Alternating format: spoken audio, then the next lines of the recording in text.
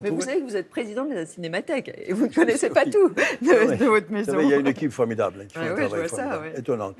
500 pages, comment remontent, émergent les souvenirs?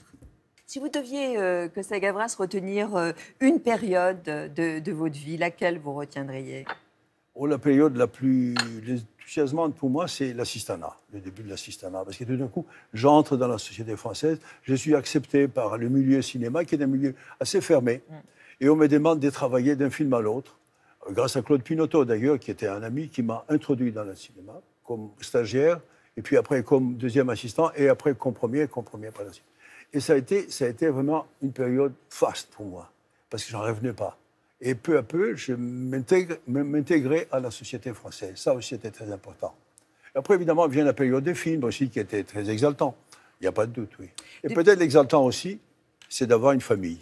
Ah, ça vous en parlez. C'est pour la première fois d'ailleurs vous en parlez. Vous parlez de vos enfants, vous parlez évidemment de votre femme qui a une importance, une place capitale, essentielle, oui, absolument. Et alors j'ai beaucoup aimé parce qu'il y a une description, page 109, vous dites... Vous la rencontrez pour la première fois, c'est au bar du Negresco, donc à Nice. Je la regardais s'approcher et comme d'habitude, comme pour un casting, j'ai fait le premier cliché instantané. Vue d'ensemble, élégance parfaite, aucune de ces modernités vestimentaires qui ne durent que le temps d'une saison, le visage ovale, classique, beaux yeux, partie haute du corps, poitrine sans exagération, j'adore, partie médiane, taille souple, toujours vue de face, fesses à deviner, partie basse, de belles et de longues jambes. Retour au visage, vraiment plaisant, un regard évaluateur. Elle me tend la main, qui est petite comme celle d'une adolescente. L'ensemble est superbe. Elle s'assied avec grâce. Je m'assois et manque de tomber. Voilà, coup de foudre.